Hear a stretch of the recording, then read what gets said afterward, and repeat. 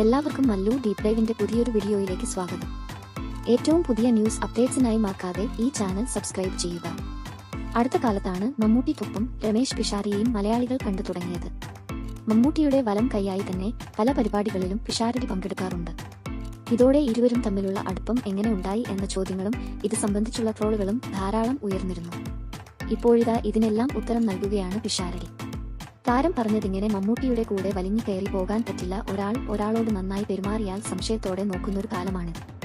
നമ്മൾ കാണുന്ന പല സൗഹൃദങ്ങളിലും എന്താണ് ലാഭം എന്നൊക്കെയാണ് പലരും ചിന്തിക്കുന്നത്.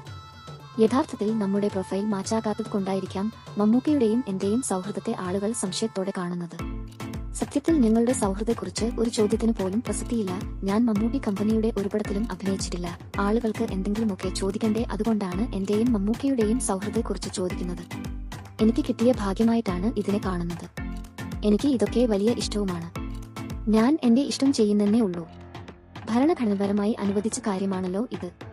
മമ്മൂട്ടിയെ വെച്ച് ഞാനൊരു സിനിമ പ്ലാൻ ചെയ്യുന്നുണ്ട്. ഉറപ്പായും അത് നടക്കും, രമേശ് പിഷാരടി പറഞ്ഞു. അപ്പോൾ ഇതുപോലത്തെ കൂടുതൽ ന്യൂസ് അപ്ഡേറ്റ്സിനായി ഈ ചാനൽ മറക്കാതെ സബ്സ്ക്രൈബ് ചെയ്യുക.